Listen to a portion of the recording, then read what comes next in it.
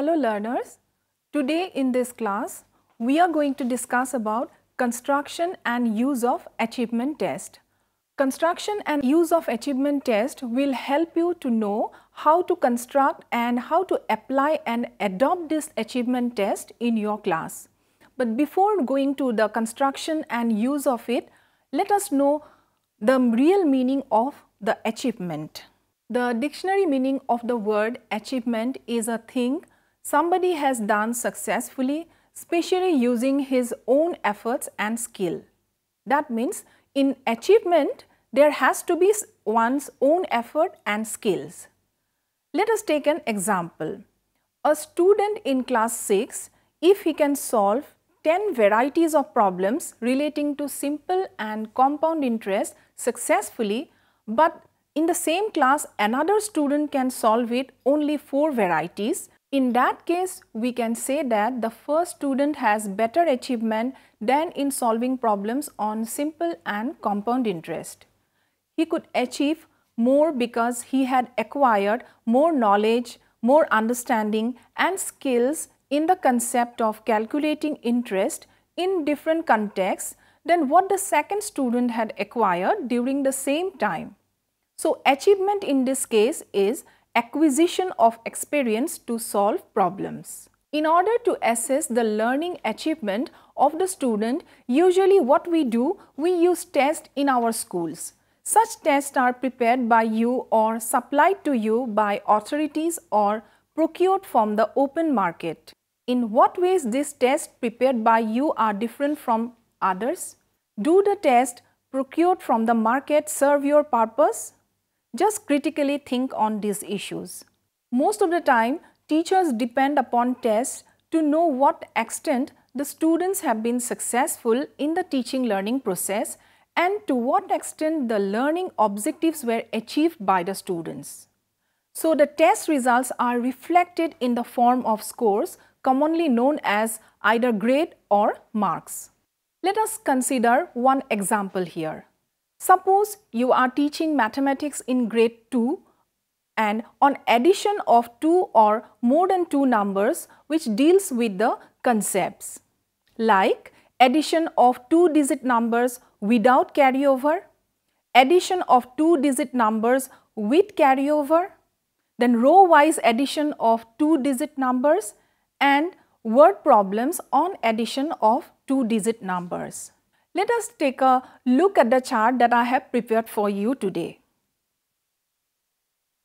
In this chart, the examples of row-wise addition of 2-digit numbers I have given. Suppose 10 stars, row-wise I have arranged like this and 15 row-wise stars I have arranged like this. Now, in order to show your grade 2 students the row-wise addition of 2-digit numbers, first you have to arrange the rows like this of 10 stars, then the 15 stars of rows like this, which makes 10 plus 15 equal to 25. Then regarding addition without carryover, suppose 23 plus 12, it makes, there is no carryover problem here because 3 plus 2 is 5, there is no carryover here and 2 plus 1 will be 3. And with carryover, there is an example I have given you here, that is suppose 17 plus 13. 7 plus 3 makes 10, 0 we drop here, then 1 will be carried over to the next row. This is 1 plus 1 plus the carryover 1, it makes number 3. So, total 17 by 13 is equal to 30. Let us see this and practice this on the blackboard. Suppose here in the chart I have made 10 plus 15 is equal to 25. You are to arrange the row wise number of 10. Suppose 10 stars I am taking here in this same row.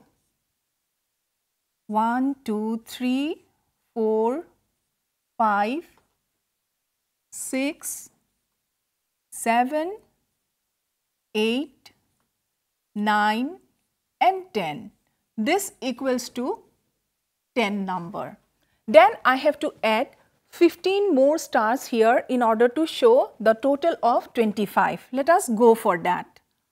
1 plus 2 3, 4, 5, 6, 7, 8, 9, 10, 11, 12, 13, 14, 15. This makes number 15. Now 10 plus 15, it makes 25. Learners, this is a very good example to show or make the grade 2 students to learn how 10 plus 15 makes 25. That too is row wise. Now the example of addition without carryover.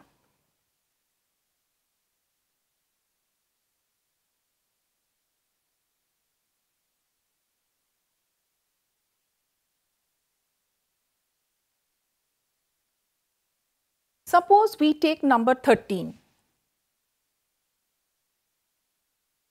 13 plus 12 we take.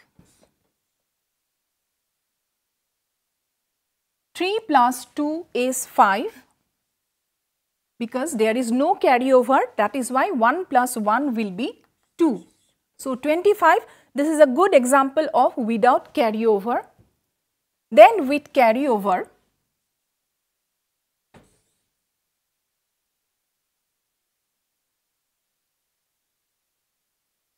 if we take number 17 plus 17 we give 7 plus 7 will be 14, 4 will come here, 1 will be carried over, this 1 left over 1 will be carried over on the left side, 1 plus 1 makes 32. So these are two different examples of with carryover and without carryover. So learners, this will be a good example for your students to make them clearly understand about the same addition but with different situation. After teaching this concept, now you want to know the amount of experiences of addition acquired by each individual students. In such situation, what we do, we usually use achievement tests because here the learner's own skills and effort will be much required to the teacher to know his actual achievement. So the teacher knows the extent of learning achievement of the students with respect to the expected learning outcome covering knowledge, understanding, application, analysis, synthesis and evaluation skills.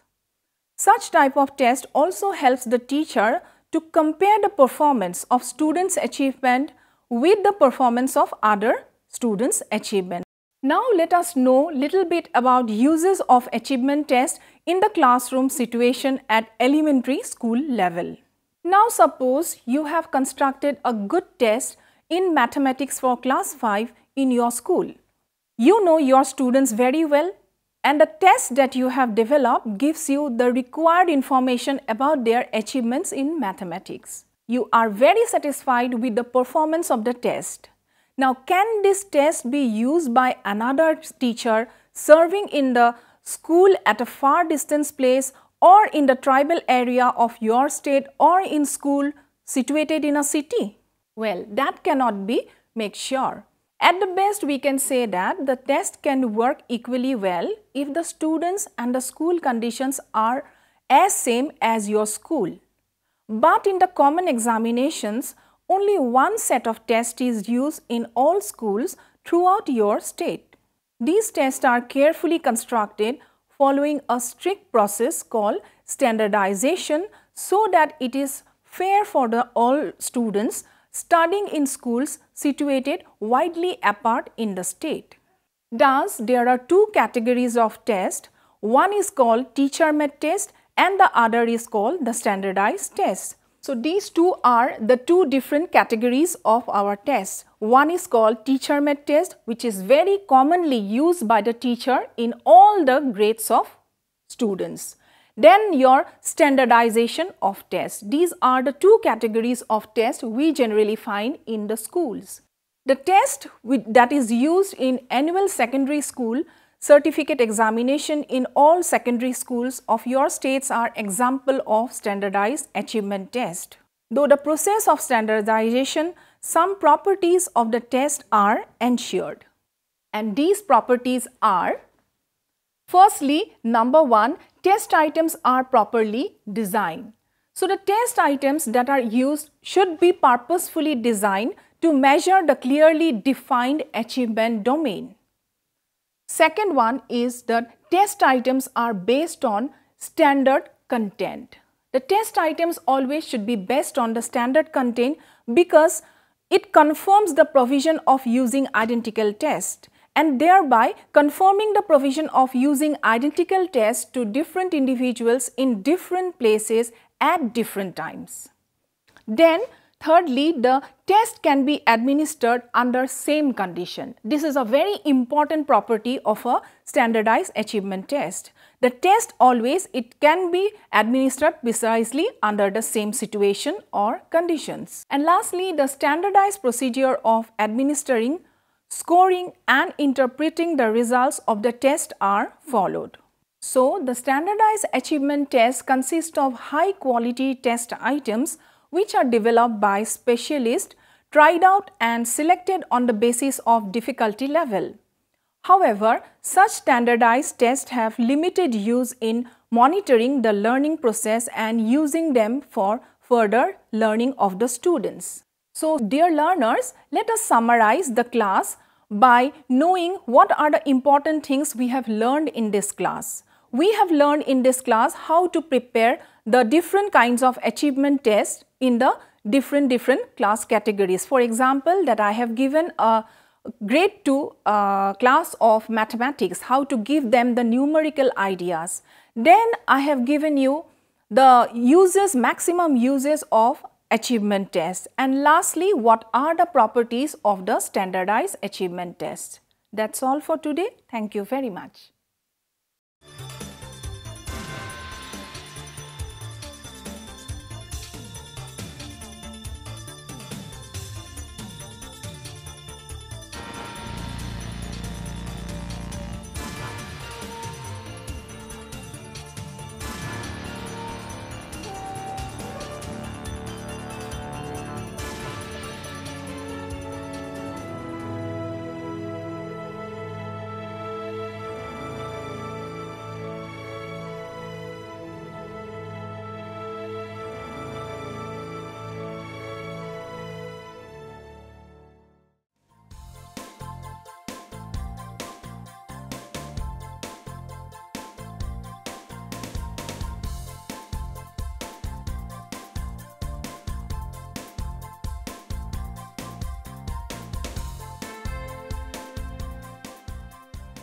घर बैठे पाएं राष्ट्रीय मुक्त विद्यालय शिक्षा संस्थान यानी NIOS में एडमिशन, वो भी एकदम आसान तरीके से, जिससे शिक्षार्थियों को होगी समय और धन दोनों की बचत।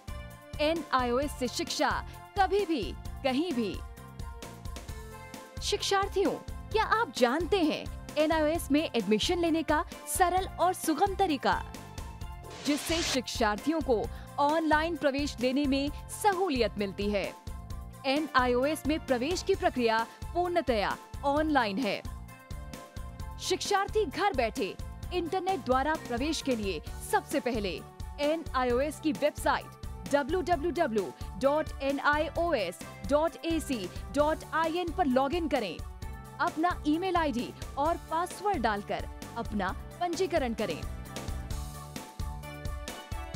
पंजीकरण के बाद लॉगिन करने पर ऑनलाइन प्रवेश हेतु आवेदन पत्र खुलेगा। आवेदन पत्र को निर्देशानुसार भरें और प्रिंट आउट लें। इस प्रिंट आउट पर अपनी फोटो संलग्न करें। ऑनलाइन प्रवेश के लिए शुल्क हेतु भुगतान के तरीके हैं: क्रेडिट कार्ड के द्वारा, डेबिट कार्ड के द्वारा, राष्ट्रीयकृत बैंक के ड्राफ्ट के माध्यम से, जो कि सचिव NIOS नई दिल्ली या नोएडा के पक्ष में देय हो।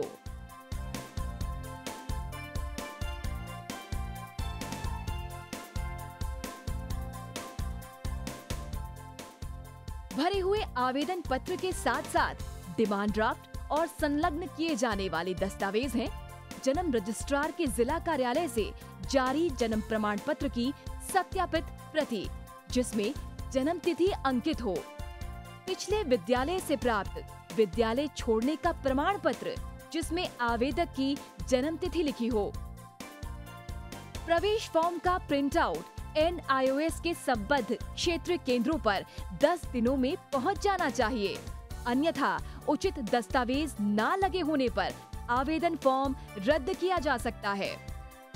प्रवेश प्रक्रिया की पुष्टि होने के बाद शिक्षार्थियों को परिचय पत्र व अध्ययन सामग्री डाक द्वारा तुरंत पहुंचाई जाती है। ऑनलाइन प्रवेश एक बहुत ही सुगम और सुविधाजनक प्रवेश प्रणाली है। Online on time for safe and secure admission.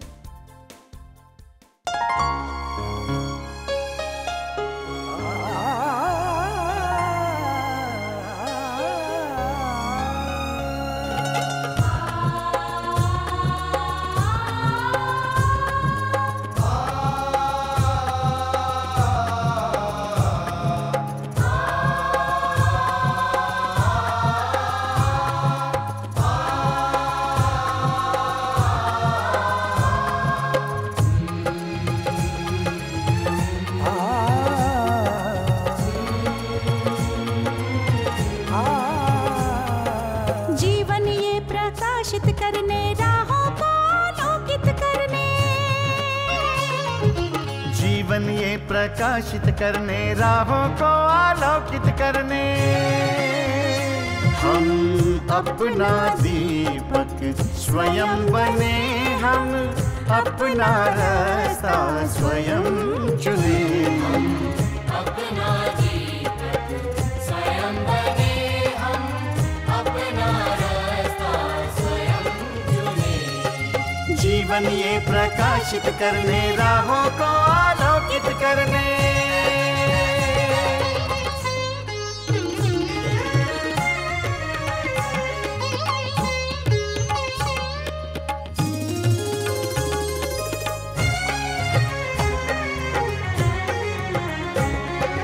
धन साधन समय की सीमा से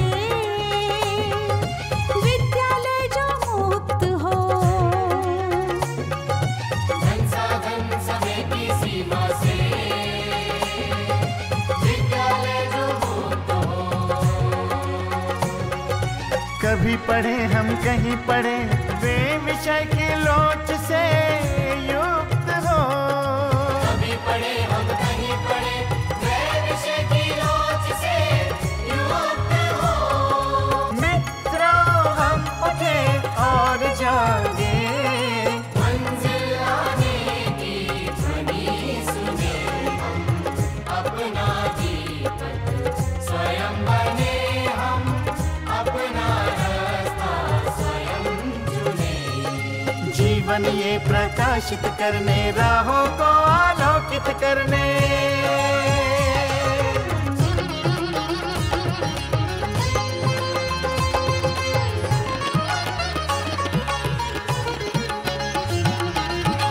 राष्ट्रीय मुक्त विद्यालय का है द्वार खुला सबकी खातिर। शिक्षा परीक्षा का अवसर एक बार ही क्यों मिलता फिर। शिक्षा और परीक्षा का अवसर एक बार ही क्यों मिलता फिर। दुनिया में इसके केंद्र बहुत, कोई मन चाहा केंद्र चुने। हम अपना दीपक स्वयं बने, हम अपना रास्ता स्वयं चुने।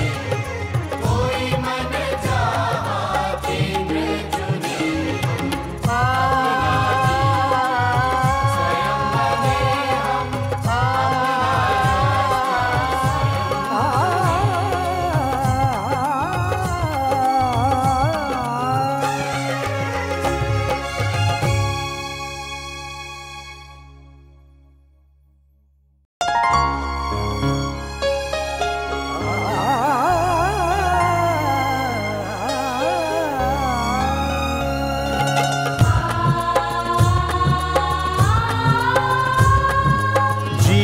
ये प्रकाशित करने, राहों को आलोकित करने।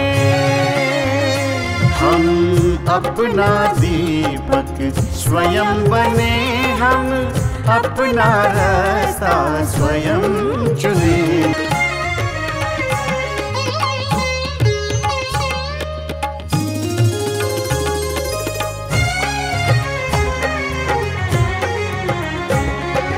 धन साधन समय की सीमा से विद्यालय जो मुक्त हो, धन साधन समय की सीमा से विद्यालय जो मुक्त हो। कभी पढ़े हम कहीं पढ़े, वे विषय की लोच से युक्त हो। मित्रों हम उठे और जागे, मंजिल आने की ध्वनि सुने। हम अपना दीपक स्वयं बने, हम अपना रास्ता स्वयं चुने। कोई मन चाहा केंद्र चुने। स्वयं बने, हम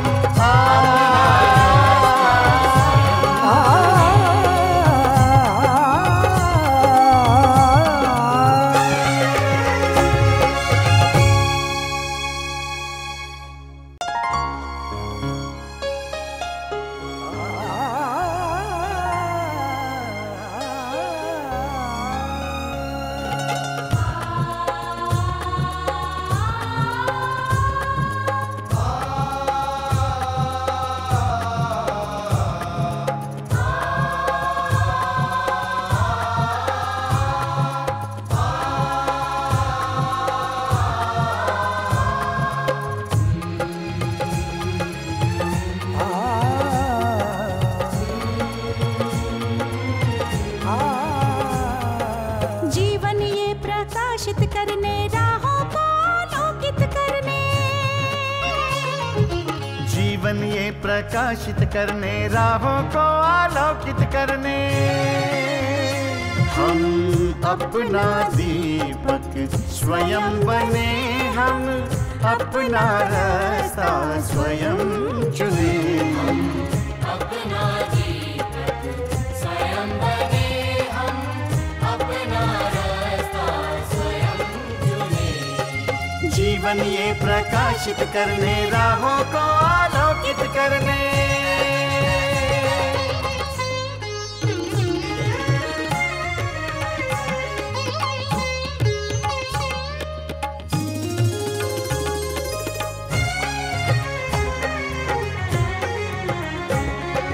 धन साधन समय की सीमा से विद्यालय जो मुक्त हो, धन साधन समय की सीमा से विद्यालय जो मुक्त हो। कभी पढ़े हम कहीं पढ़े, वे विषय की लोच से युक्त हो। कभी पढ़े हम कहीं पढ़े, वे विषय की लोच से युक्त हो। मित्रों हम उठे और जागे, मंजिल आने की ध्वनि सुने। हम अपना दीपक स्वयं बने, हम अपना रास्ता स्वयं चुने। जीवन ये प्रकाशित करने, राहों को आलोकित करने।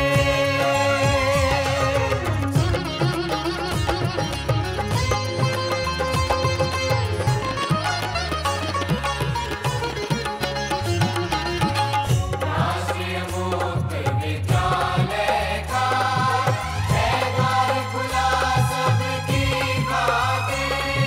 शिक्षा परीक्षा का अवसर एक बार ही क्यों मिलता फिर। शिक्षा और परीक्षा का अवसर एक बार ही क्यों मिलता फिर। दुनिया में इसके केंद्र बहुत, कोई मन चाहा केंद्र चुने। हम अपना दीपक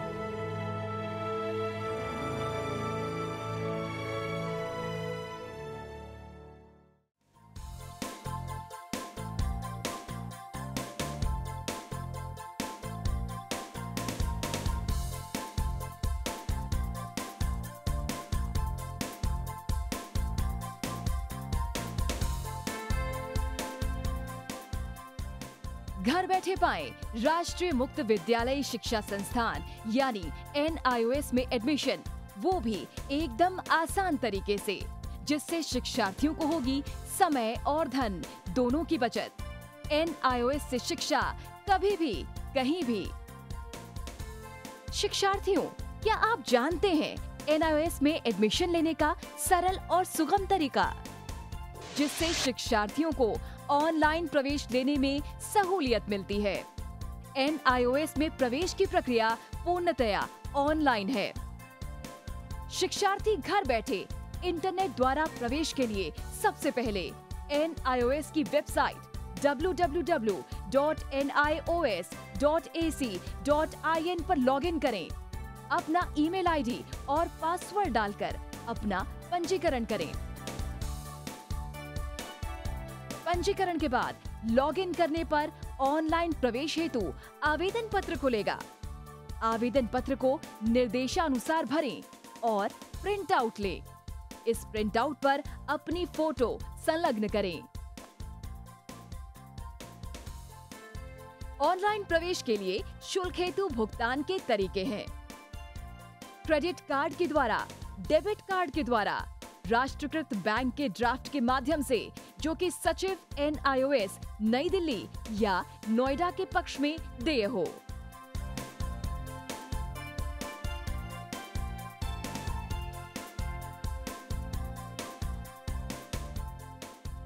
भरे हुए आवेदन पत्र के साथ साथ डिमांड ड्राफ्ट और संलग्न किए जाने वाले दस्तावेज हैं: जन्म रजिस्ट्रार के जिला कार्यालय से जारी जन्म प्रमाण पत्र की सत्यापित प्रति, जिसमें जन्म तिथि अंकित हो, पिछले विद्यालय से प्राप्त विद्यालय छोड़ने का प्रमाण पत्र, जिसमें आवेदक की जन्म तिथि लिखी हो।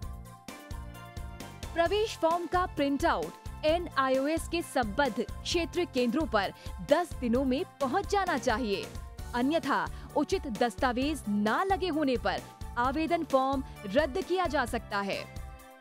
प्रवेश प्रक्रिया की पुष्टि होने के बाद शिक्षार्थियों को परिचय पत्र व अध्ययन सामग्री डाक द्वारा तुरंत पहुंचाई जाती है। ऑनलाइन प्रवेश एक बहुत ही सुगम और सुविधाजनक प्रवेश प्रणाली है। Online on time for safe and secure admission.